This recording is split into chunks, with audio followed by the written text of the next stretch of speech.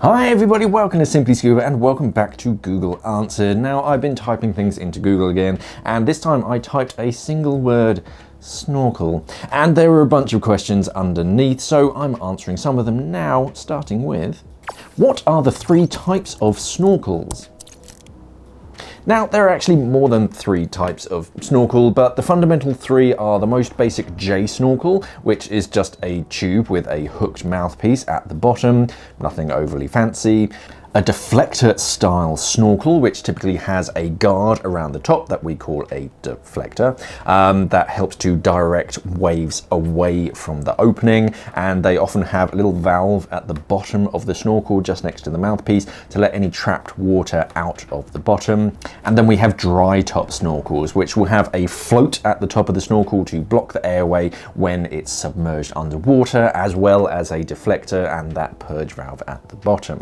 So those are the main 3, the standard 3, but now of course we get full face snorkels that are basically a mask that covers your entire face with a dry snorkel just poking out of the top so you can breathe. And then you get specialist ones like wraparound snorkels that keep curving around behind your head for a bit more hydrodynamic, and swim snorkels that literally go straight up the middle of your face. That's more for just surface swimming. Well, I suppose all snorkels are surface swimming, but this is more for just swimming.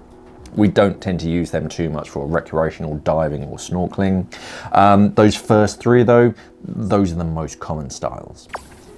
What do snorkels do? A snorkel is simply an air tube that lets you breathe whilst face down in the water. The airway is held in place by your mask strap so that the top of the snorkel, the opening, sits right upright in the water when you're looking downwards. If you have a dry top snorkel and swim underwater, that float is going to block the top of the snorkel to stop water from filling that snorkel up. Any water that does find its way in will just sit in a bit of a U-bend right at the bottom underneath the mouthpiece, and then whenever you exhale, that force will actually force the water out of that valve at the bottom. With a classic J-style snorkel, you don't have that valve, so you have to blast that water all the way out of the entire snorkel, or just try and fill it up as you ascend by exhaling into it whilst looking upwards, but that takes a bit of practice. For divers though, snorkels are a great way to save some gas while swimming on the surface, looking for the dive site. There's no point in breathing your back gas and wasting that when you're actually on the surface, and there's plenty of air up there. And they're also useful at the end of the dive to be able to control your airway a little bit better. With waves and moving boats and things, it's easier just to keep your snorkel in so that you can still breathe if something splashes you in the face. That and a basic J snorkel is actually great for in-water rescue breaths. What are good snorkels?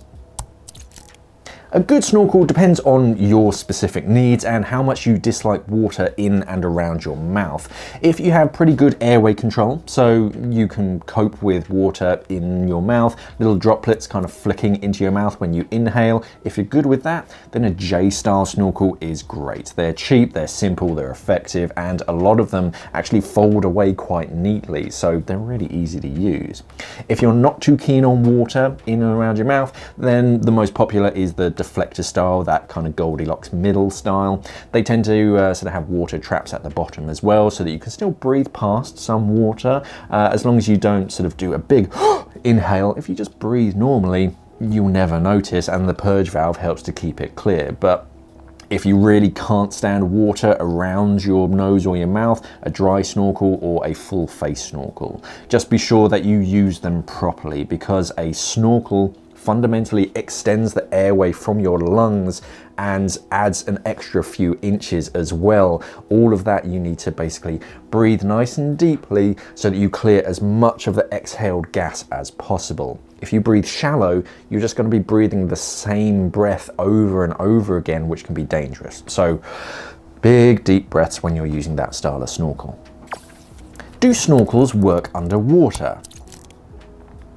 You can't continue to breathe if that's your question underwater with a snorkel, or at least not very deep. A basic snorkel facing upwards in the water will just fill up with water. You need to clear it when you get back to the surface to continue to breathe. A dry snorkel or a full face snorkel, they will block the top of the snorkel to prevent water from getting in, and whilst it will still be full of air, it's going to be completely sealed, so you can't draw the air out. The benefit of this is that you can continue to breathe normally. Once you hit the surface, the little float drops and then you can continue to breathe without having to push any water out. There's no water to purge, but because it's sealed, yeah, you won't be able to inhale any of that gas.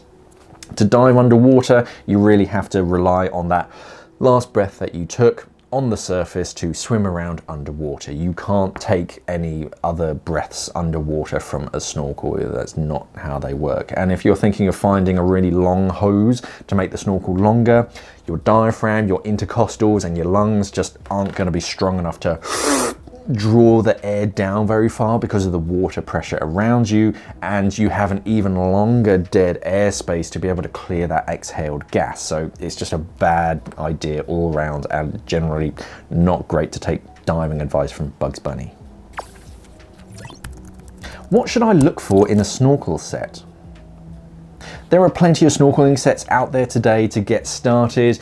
Points and features to look out for are silicone. Silicone skirts on the mask are far better than the alternative. If it doesn't mention silicone anywhere in the description or something, just avoid it, it's not worth it.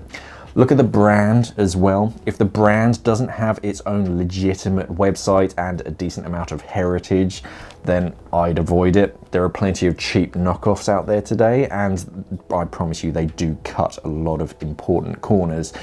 So look for a good brand, and the best are the ones that of course make proper scuba diving equipment like Mares or Cressy, and you know that you're going to have some safe gear that has had years of development, not just a copy that doesn't care if you get hurt, just as long as they get your money.